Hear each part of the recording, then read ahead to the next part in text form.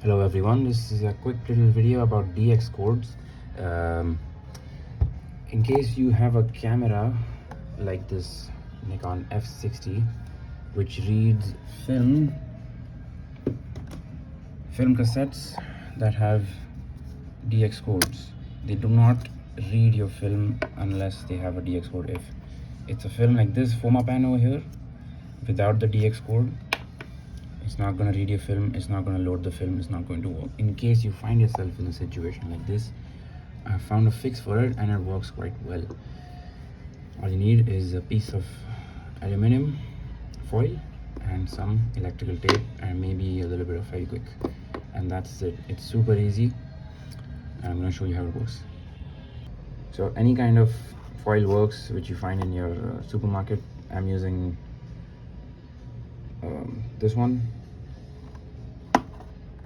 A little bit about DX codes now. It's pretty straightforward. You always read a DX code from the left, from this side of the cassette to the right.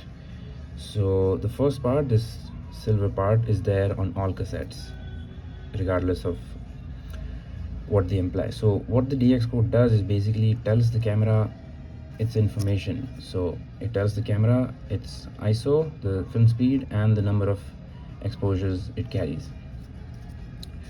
So the top part, it carries the information about ISO. The way it understands it is it has these contact points which are either making a contact with the silvery part or not, because they're blacked out by this little black part over here. And the bottom part tells the camera how many exposures there are.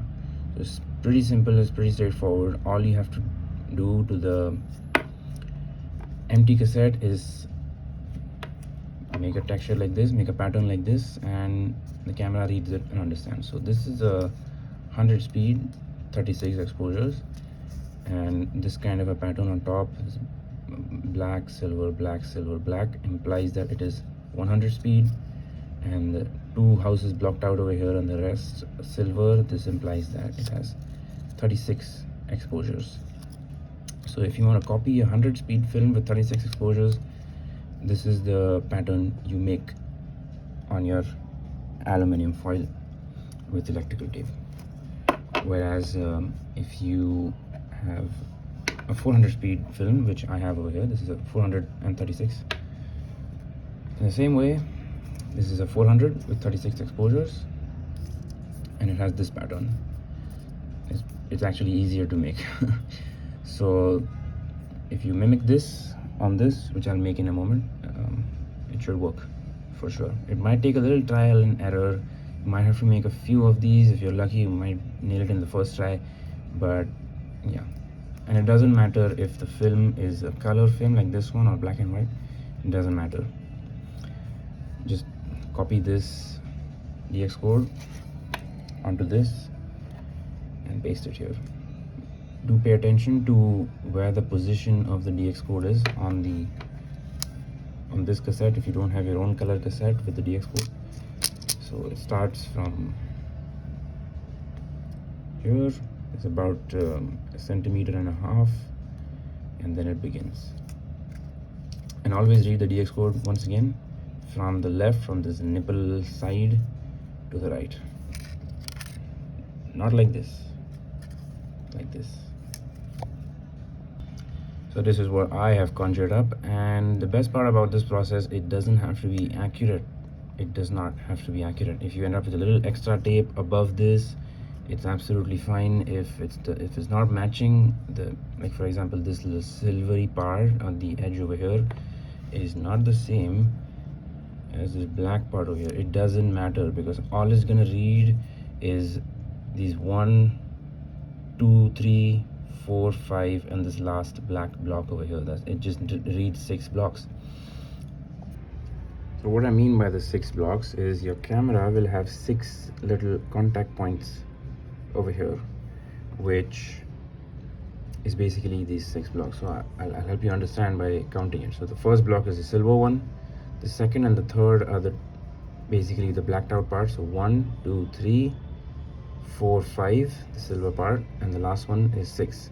and the bottom part, which is basically the other half of the code, implies it's the same way, it works in the same way. It implies a different thing, which is the amount of exposures it can carry. It's the bottom part.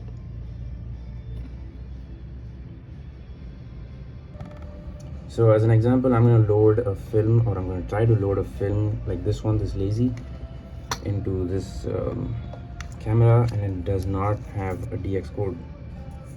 This is a color film by Lazy Labs. It's a respool of a Kodak, I'm guessing, and I'm going to try to put it in this and see if it works.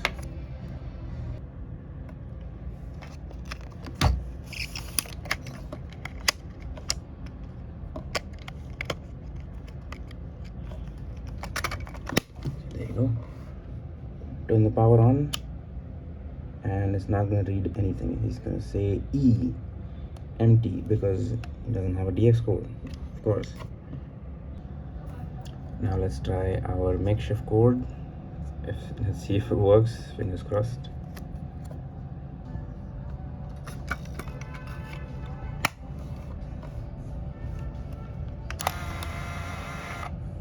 There you go. It worked on the first try. That's brilliant.